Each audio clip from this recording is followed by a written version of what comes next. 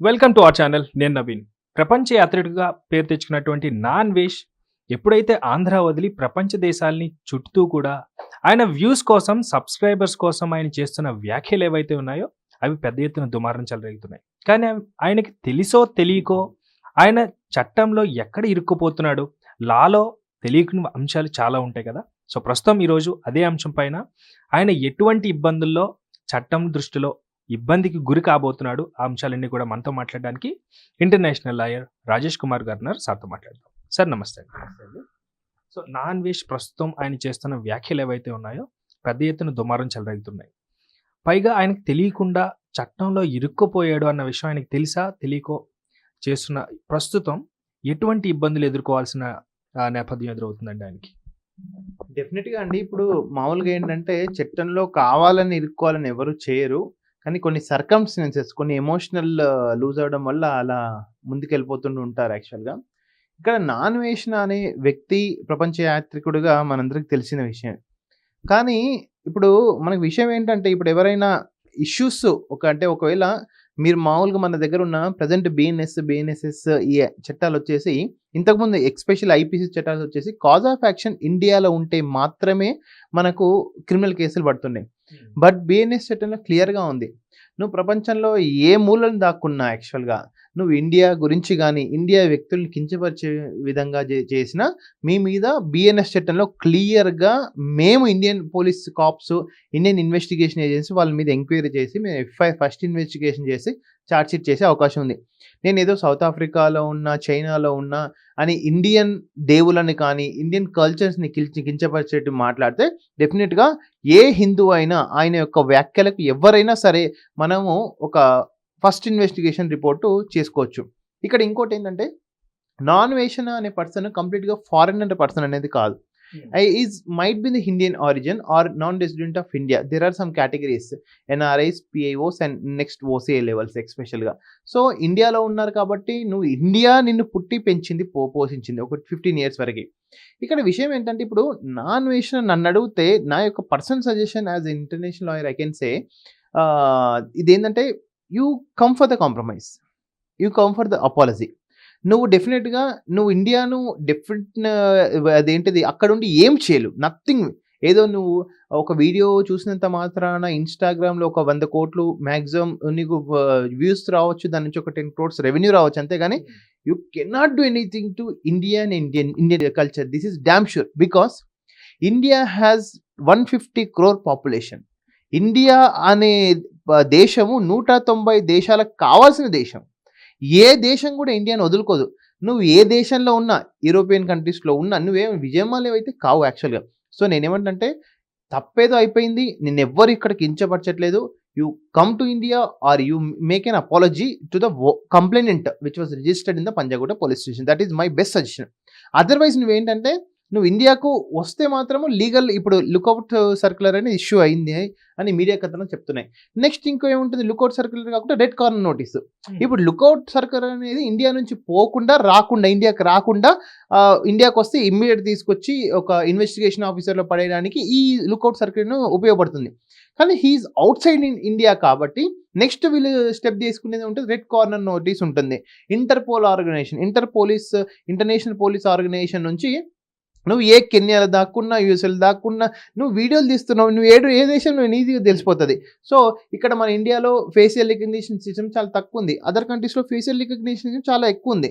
So మన bilateral రిలేషన్షిప్లో కానీ there are some treaties, international treaties, ఒకవేళ క్రిమినల్స్ ఎక్స్చేంజ్ ట్రీటీస్లో కానీ ఇవన్నీ నీకు ఈజీగా వాళ్ళే డిపోర్టేషన్ చేసి ఇండియాకి పంపిస్తారు.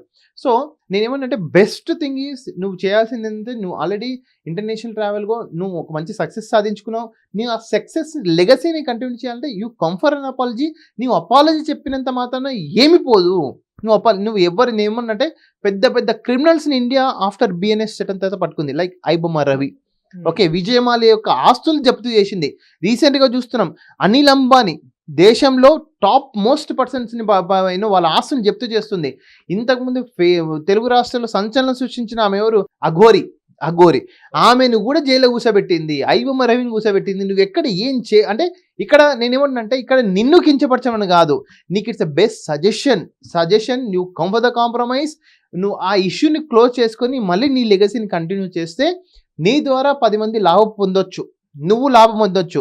అది విన్ విన్ సిచ్యువేషన్ ఉండాలి. కానీ ఒక్కరి యొక్క కల్చర్ని ఇప్పుడు సపోజ్ నువ్వు కెన్యా అవన్నీ తిరుగుతావు, అదేంటిది చైనా వెళ్తావు, సో కొన్ని అన్డెవలప్డ్ నేషన్స్ కూడా వెళ్ళావు, కెన్యా, యుగాండా ఇవన్నీ. అక్కడికి వెళ్ళి యుగాండా వేస్ట్, ఇండియా గ్రేట్ అంటే నేను ఎట్లుంటాను, తీసుకపోయి నేను ఏకంగా జైలు కూడా కాదు, ఏకంగా దేశద్రోహం జైలు కాదు, వాడి దగ్గర గన్ ఉంటుంది, ఏకంగా చంపేస్తాడు డైరెక్ట్. మన ఇండియాలో ఉన్న చట్టంలో కాదు కదా, మన దగ్గర ఏదో గన్ ఉంటుంది. వాళ్ళు ఇప్పుడు అక్కడ అన్డెవలప్డ్ కంట్రీస్ అండి, తీసుకపోయి గ్యాంగ్ తీసుకపోయి ఆయన ఇంకేం చేస్తే కాల్చుకొని తినే దేశాలు కూడా ఉన్నాయి, అంటే ఆకలి క్షోభంతో. సో నువ్వు అట్లా అంటున్నప్పుడు నువ్వు ఆ దేశంలో నువ్వు ఆశ్రయం పొందుకుంటూ ఇండియాని చేస్తే ఇండియా ఏం చేతులు ముడుచుకొని కూర్చోలేదు. నేనేమనంటే మిమ్మల్ని ఎవరిని ఏమనట్లేదు, ఇప్పటి కూడా అయింది ఏదో అయిపోయింది. You come for the apology, మీరు అపాలజీ చేయండి. డెఫినెట్గా ఇండియన్ అదేంటిది డెఫినెట్గా Indian system will make a good the comfortable system, అంటే మీకు కంఫర్టబుల్ మెయింటైన్ చేస్తుంది. సో మీరు విన్ అవ్వాలని, మీరు విన్ విన్ సిచ్యువేషన్ అని కోరుకుంటూ దీన్ని క్లోజ్ చేసుకోవాల్సిందిగా నాన్ వేషన్కు నా యొక్క guidance, request, suggestion, what ever it may be.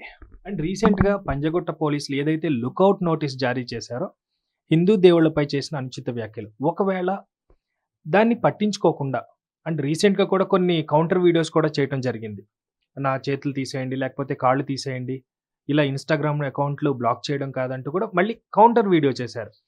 ఇప్పుడు నెక్స్ట్ జరగబోయేది ఏముంటుందండి?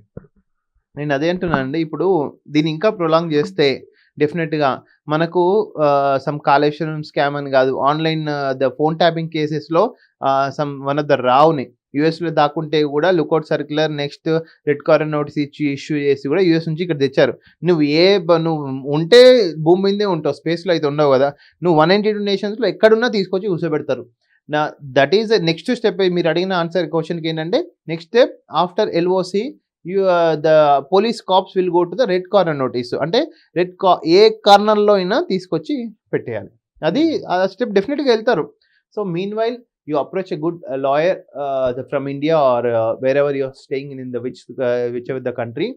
మీరు అక్కడ నుంచి కానీ ఒక ఎంఓయు ఆర్ ఒక అథారిటీ, ఒక special agreement, special power of attorney ఇచ్చి కూడా మీరు ఈ కేసును ముందుకు తీసుకోవచ్చు. So you come for then apology, the system will give a liberty, the court system will give liberty. I hope, అంటే నా కోర్ట్ సిస్టమ్ మీద నమ్మకం ఉంది. ఒకవేళ మీరు తెలియక చేస్తే కోర్టు క్షమాభిస్తుందని మేము అనుకుంటున్నాం. కానీ దీనివల్ల ఏదైనా హిందూ మత, అంటే నువ్వు కామెంట్ చేశారు కదా, దీనివల్ల ఏమైనా మత విద్వేషక శక్తులు వచ్చేసి మత అల్లర్లు అయితే మాత్రము డెఫినెట్గా అది కొన్ని చావులకు కూడా దారితీస్తుంది. అప్పుడు నిన్ను సిస్టమ్ అయితే క్షమించదు. ఇది ఇనిషియల్ స్టేజ్లో ఉంది కాబట్టి you come for the compromise. నువ్వు ఒకవేళ దాని గురించి ఎవరైనా నెగిటివ్, ఏదైనా వ్యక్తికి నెగిటివ్ అయితే మాత్రం నిన్ను క్షమించదు. Even the president of India mercy system also, నాకు నమ్మకం లేదు అంటే ఆ ద్రోహి, అంటే ఆ చర్యల నుంచి క్షమిస్తారని. ఈ ఇనిషియల్ స్టేజ్లో సిస్టమ్ మే ఫర్గివ్ యూ.